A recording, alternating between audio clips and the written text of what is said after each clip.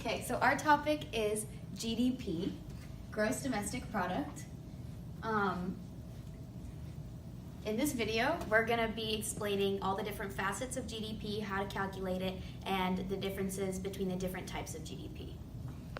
One way to calculate GDP is through the expenditures approach. The expenditure approach consists of C, which is consumers, plus I, which is investment, plus G, which is government, plus NX, which is net exports. This is the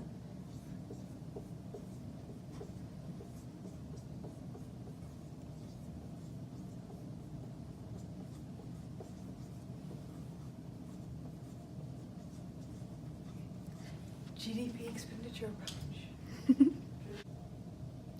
C is for consumption, and consumption deals with when consumers go to a business in order to purchase a good or service. I is for investment, and investment is the money that businesses put into their business in order to expand. G is government spending, which we all know is useful in the fiscal policy, and it's when government invests their money into the economy in order to make the economy better. Then you have net exports, which are our exports minus our imports. Alright, so another way to calculate GDP is the income approach. And so, can you read that? It's good. Okay, so the income approach, well, it consists of like all the income that's flowing throughout the economy. And so it consists of wages, interest, profit, and rent. So then wages are when households, they work and then they get their wages. And then interest comes from banks, that's their income from loans. And then profit is the income from businesses. And rent is the income from landowners. An ideal percentage of growth for GDP is between 2 and 3%. The difference between real GDP and nominal GDP is real GDP takes into account price fluctuations, so it takes into account inflation. Nominal GDP does not take into account inflation or price changes.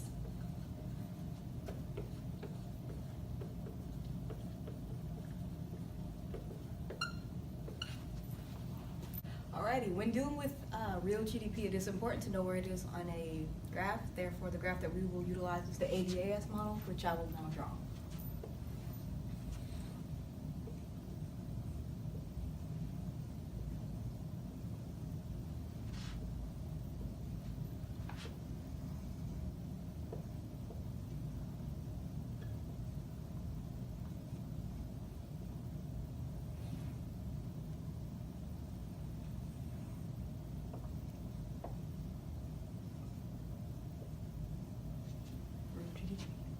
On the y-axis, we have the price level, and on the x-axis, we have the RGDP, and AS is a direct relationship between the price level and the real GDP, and the AD is an inverse relationship between the price levels and the RGDP. Shift of AD, so hypothetically speaking, if AD were to be shifted this way, resulting in this moving here, the RGDP would increase, and the price levels would also increase. And inversely, if the AD were to shift this way, then the price levels would decrease, and so would the RGDP. So what's the difference between intermediate and final goods? Intermediate.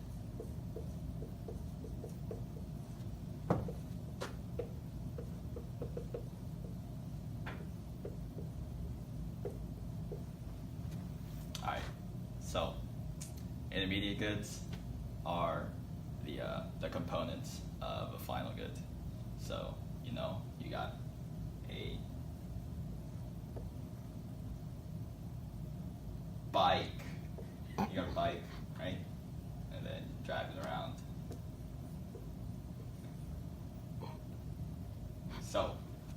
wheels and the frame and then like the handlebars and stuff, those are all like intermediate goods. But then the bike itself, that whole thing is a final good. Also, there's some goods that can be both intermediate and final. So if you go into Home Depot and you buy your nail, and you just buy the nail by itself, then it's a final good. But if you buy like, I don't know, a table, that, and there's nails in it, look at that, nails. Then the nails would be intermediate goods, but the whole table by itself would be a final good. Only certain products are included in GDP, and there are 3 ways that you can kind of generalize what these products are.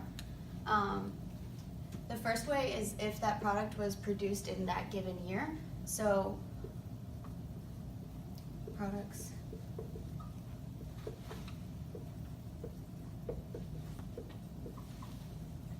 So, only products, so if you're trying to get the GDP for 2017, only products produced in 2017 would be included.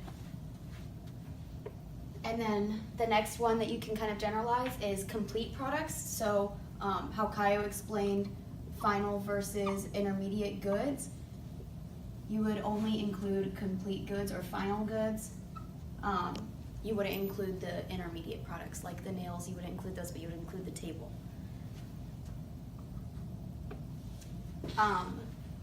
The third one is that those products are produced in a given country. So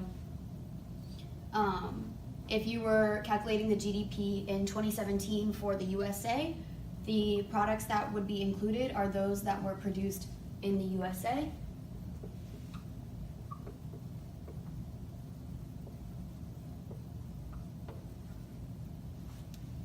And so those are the basics. So like how there's 3 basic ways to tell if something is included in GDP, there's also 3 basic ways to tell if something is not included in GDP. And the first way are goods that are being resold. So if you were to purchase a book, we'll go with 2017 still. If you were to purchase a book in 2016 and then resell it to your friend in 2017, like it just doesn't count. When you first purchased the book in 2016, that counts.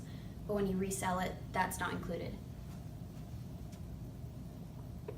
The second way is transfer payments. So payments from the government to citizens, like Social Security, things like that.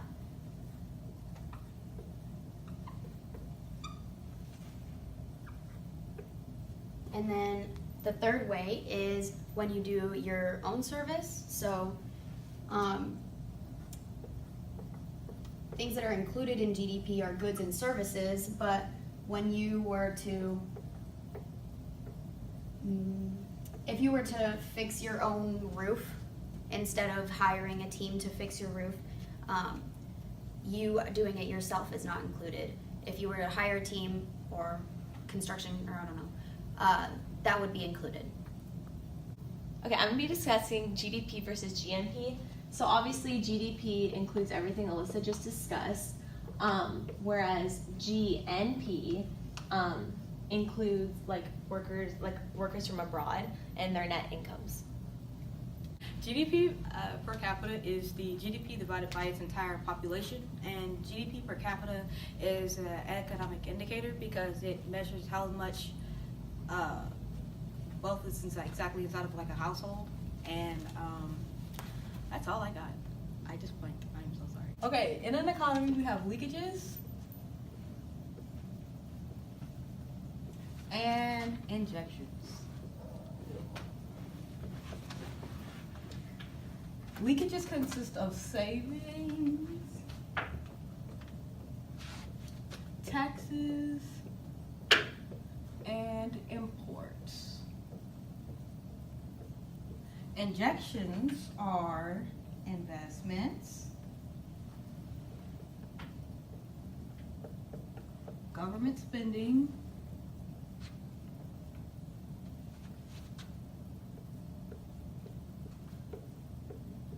and exports.